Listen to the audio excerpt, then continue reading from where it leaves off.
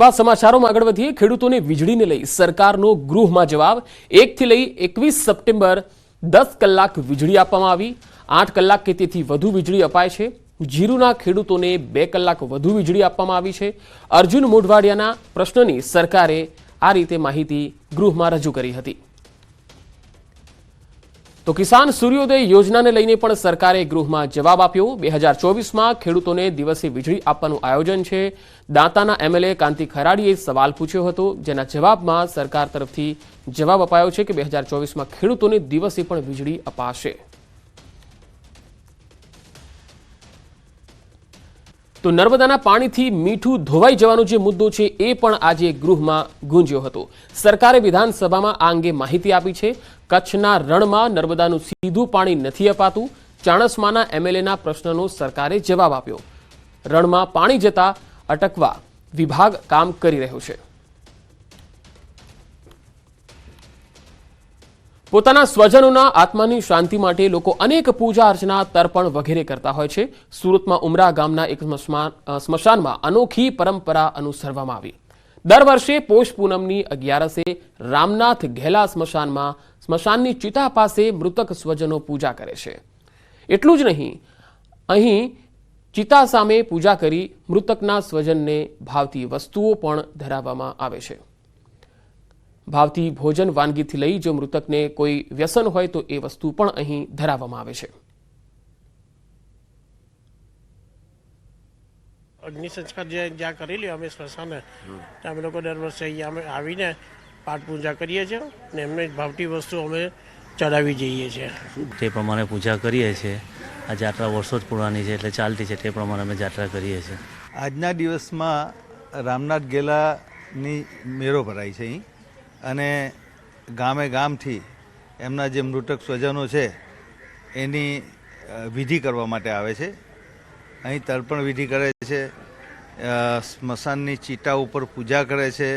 એને મૃતકને જે ભાવતું ભોજન હોય, પીણું હોય એ બધું અહીં ધરાવે છે। એક લોકવાયકા છે એટલે આમ ધર્મને હિસાબે અમે સ્મશાન ભૂમિ તરફથી કોઈ રોક લગાવી શકતા નથી। સામાન્ય દિવસોમાં સ્મશાનમાં મહિલાઓ કે બાળકો આવતા નથી, પરંતુ આજના દિવસે અહીં પરિવારના તમામ સભ્યો આવીને પરંપરા પ્રમાણે પૂજા કરે છે। ચિતાની પાસે મૃતકને તંબાકુ, ગુટકાથી લઈ દારૂ અને ક્યારેક નોનવેજ પણ ધરાવવામાં આવે છે।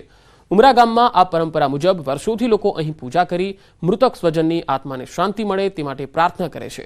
ગામની યુવા પેઢી પણ આ પરંપરાને અનુસરી પોતાના સ્વજનને યાદ કરી પૂજામાં જોડાય છે। આજનો દિવસ સુરતના ઉમરા ખાતે આવેલા સ્મશાનમાં લોકો મોટી સંખ્યામાં પહોંચતા હોય છે, કારણ કે આખું વર્ષ અથવા તો જે લોકોના પરિવારમાં મૃત્યુ પામ્યા હોય અને જેમનો અંતિમ સંસ્કાર એટલે કે અગ્નિદાહ જે જગ્યા પર આપવામાં આવ્યો હોય ત્યાં તેમના સ્વજનો આવે છે, તેમને યાદ કરે છે, તેમની આત્માને શાંતિ માટે પૂજા અર્ચના કરે છે। સાથે સાથે મરનાર વ્યક્તિને જે ભાવતી વસ્તુ હોય, કારણ કે ચા હોય, કોફી હોય, દૂધ હોય, ફરસાણ હોય, જલેબી હોય, અથવા તો કહી શકાય કોઈ વ્યસન હોય, સિગરેટથી લઈ વિમલ અને તમાકુથી લઈ દારૂ, એમાં પણ દેશી અને વિદેશી આ તમામ વસ્તુઓ અહીંયા અર્પણ કરવામાં આવે છે। જોકે આસ્થાનો વિષય છે, વર્ષોથી લોકો અહીંયા પહોંચતા હોય છે અને આ જ પ્રકારે પૂજા અર્ચના કરતા હોય છે। ત્યારે સૌથી મહત્ત્વની વાત છે કે માનો તો શ્રદ્ધા છે, પણ ન માનો તો અંધશ્રદ્ધા છે, પણ સુરતના કાંઠા વિસ્તારના લોકો ખૂબ જ શ્રદ્ધાથી આજનો આ દિવસે પોતાના સ્વજનો જે મૃત્યુ પામ્યા હોય તેમને યાદ કરી અને ચોક્કસ તેમને ભાવની વસ્તુ અર્પણ કરી તેમની આત્માની શાંતિ માટે અહીંયા આવીને પૂજા કરતા પણ જોવા મળી રહ્યા છે। કેમેરામેન ભરત બ્રહ્મભટ્ટ સાથે કીર્તેશ પટેલ, ન્યૂઝ 18 ગુજરાતી, સુરત। અયોધ્યામાં રામલલાના દર્શન માટે ભક્તોનો ધસારો દિન પ્રતિદિન વધી રહ્યો છે, ત્યારે ગુજરાત ભાજપે ગુજરાતથી અયોધ્યા જનારા ભક્તો માટે સ્પેશિયલ ટ્રેનની વ્યવસ્થા કરી છે, જેની શરૂઆત મહેસાણાથી કરાઈ।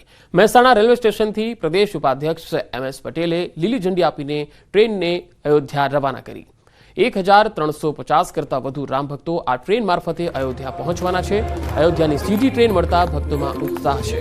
આ પ્રસંગે પ્રદેશ ઉપાધ્યક્ષે જણાવ્યું કે ગુજરાતની 26 લોકસભા બેઠક પરથી અયોધ્યા માટે ટ્રેન દોડાવવામાં આવશે। તમને સૂચના ટ્રેનમાં મળી જશે કેટલા વાગે?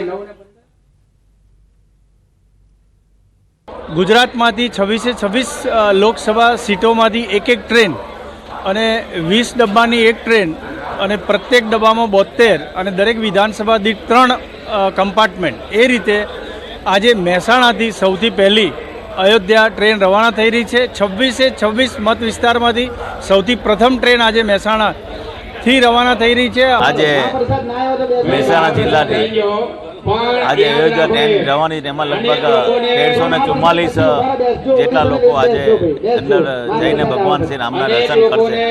આ સ્પેશિયલ ટ્રેનની વ્યવસ્થા કરવામાં આવી છે અને તમામ લોકોને શાંતિથી દર્શન થાય એના માટે બી તમામ પ્રકારની ત્યાં સગવડ રાખી છે.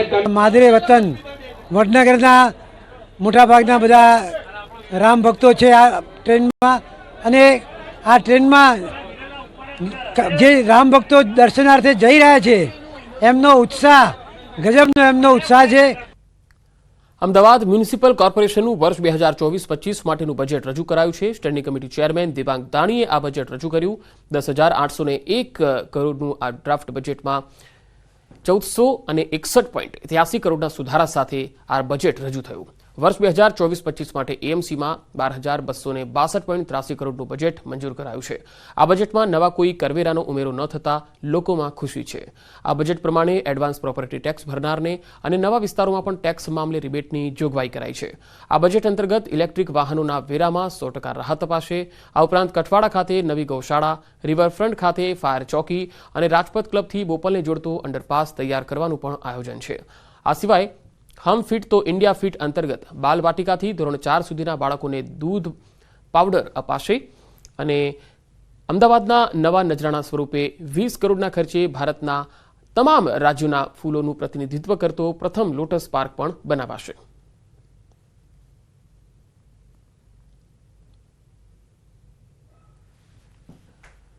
સામાન્ય રીતે ભગવાન શિવના મંદિરે ભક્તો દૂધ, પુષ્પ અને વેલના પાન વગેરે ચડાવતા હોય છે. પરંતુ એક મંદિર એવું છે જ્યાં ભગવાનના શિવલિંગ પર જીવતા કરચલા ચઢાવાય છે. જી હા, સુરતના ઉમરા વિસ્તારમાં આવેલા રામનાથ ઘેલા મંદિરમાં ભક્તો જીવતા કરચલા ચઢાવે છે. માન્યતા છે કે પોષી એકાદશીએ ભગવાનના શિવલિંગ પર જીવતા કરચલા ચઢાવવાથી કાનનો રોગ મટે છે. દર વર્ષે અહીં પોષી એકાદશીનો મેળો યોજાય છે. તપોવન ભૂમિ પર રહેલ શિવલિંગ પર કરચલા ચઢાવવાથી કાનની રસી મટે છે. પોષી એકાદશીની આ માન્યતાને લઈ હજારોની સંખ્યામાં ભક્તો અહીંયા માનતા માની દર્શનાર્થે આવે છે.